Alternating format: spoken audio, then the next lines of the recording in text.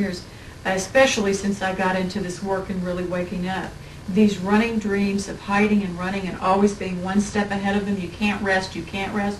You've got to go, you've got to keep moving, you can't stop for anywhere very long. And along the way, you know, saving babies, trying to save children, you know, I mean, just all of this stuff going on. And you can't collect too many because they slow you down. You've got to find a place and for them. you feel terrible that you have to leave any of them behind. And all of this has just been on me over every night I sleep. I don't sleep well.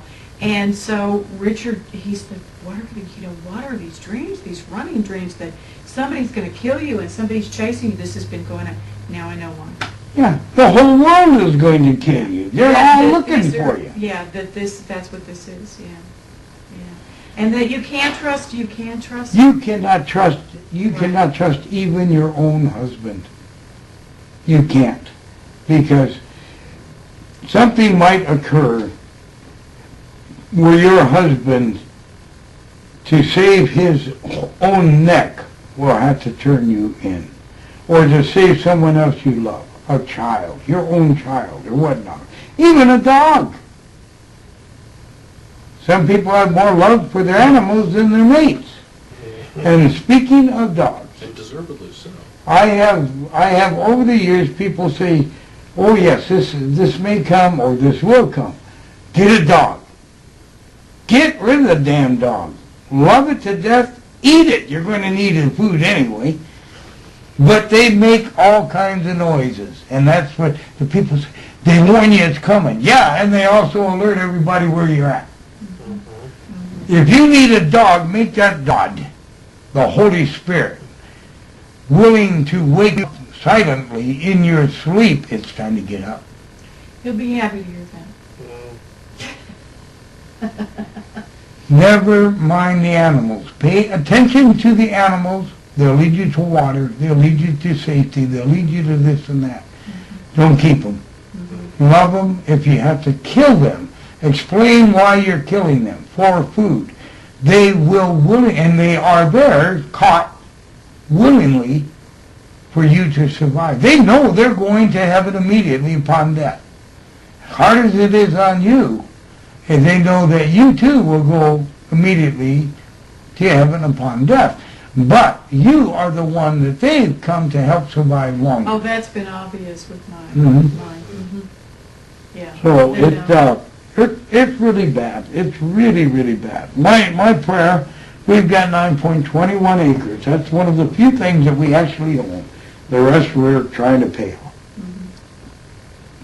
And that is for a school of learning. And what you're doing here now in this motel room, that's for people to want to get away from the world and be right there at the world. Look at, I'm caught between two highways and one's a freeway.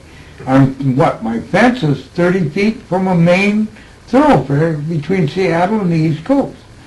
And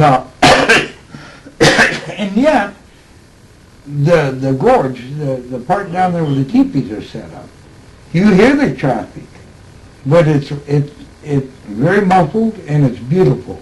We call the land Serenity. And it's a place for people to come from Seattle, Ellensburg, Yakima, really close, convenient to get to, and at the same time not costly to get to from these local areas. You kids are from Texas and it's costing you quite a bit. But nevertheless, it's for people that just fill drains. They've got to get away from the kids, the house, the husband, the wife, whatever. And they are God lovers, maybe weak God lovers, but God lovers. And they need a place where they can be reached in an emergency from, say, they're coming here from Ellensburg, What is it, 21 miles from Ellensburg.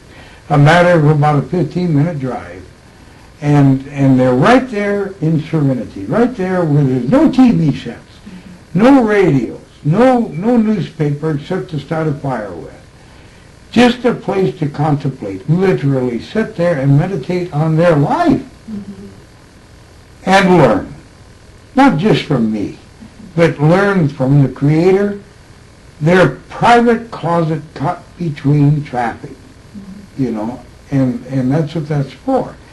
And we need a well for water, so we believe. We need a septic tank, so the county says.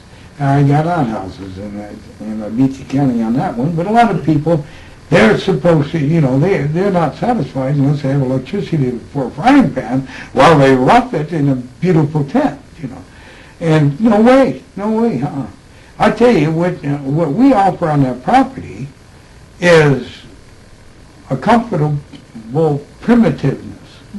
You're going to get your canned coal getting up early in the morning and going out and sitting there and taking a dump. It's an outhouse. And it's just you, nature, God, and in the Bible or whatever. You, nature, God, and prayer. And whether it's for overnight or whether it's for a week, whatever. That's what that land is supposed to be. The Creator told me there will be no house on this property. Now, in time, hopefully, we do hope that we can get a nice triple-wide trailer. Michelle and I found it, and it is as if we had sat down after 3 or 4 years of saying, boy, I'd like to have this in my house, that in my house. The whole thing is right there. Everything that we've ever wanted. And I mean the design, the spare little room for the work area, everything on wheels. So when we leave, and I don't want to be here any more than 2 more years or less, I pray that the Creator will allow me to get enough money to buy anywhere between 80, minimum of 40, but 80 to 200 acres where it is safe. And the house will be put there, and it will have a good strong steel girder over it, and put into the earth. Oh, into the earth. Oh yes. I want 13 feet minimum, 13 to 15 feet of earth over every portion of that house, the front, back, everything. And I want to use that land to teach people how to take a couple of little tree branches and make a shelter for the runners to learn. It's not just learning how to do these miraculous things, but learning how to survive. Simple survival skills. And let them build it and stay in it for a few days, learn the spiritual skills, and then get their cans out. I can't afford to have cities move in on me because things are rough. I'll teach them the stuff. I'll teach them the things that grandfather of Tom Brown, the same teacher that I had, has taught, but very much more simple. Grandfather spent a lot of time with him. He only spent 3 visits with me. And so I didn't get all of that, but it doesn't matter. In my 41 years of training, I've been studying since 10 years old these survival skills with our grandfather. And so it was fine-tuning some things that I was getting a little bit wrong or hadn't known. But the thing is we can survive with miracles. But a lot of these miracles, again, miracles shouldn't be miracles. It should be everyday life. And miracles only to those that don't do it. It should be, once you learn the key and stuff and start trusting, it should be like getting up and putting your pants on, combing your hair. Just that simple. A fact of life. You get up, you get dressed, you go out. And so what? You live in miracles. No, that's your new reality. That's your changed mind. But anyway, there's some times that you just want to sit down and rest, whether it's 24 hours or 3 to 5 days, and you just mentally kaput. And with mentally kaput, it's hard to do these reality changes, these miracle changes. Christ himself went into the wilderness often, not just 40 days and nights, often.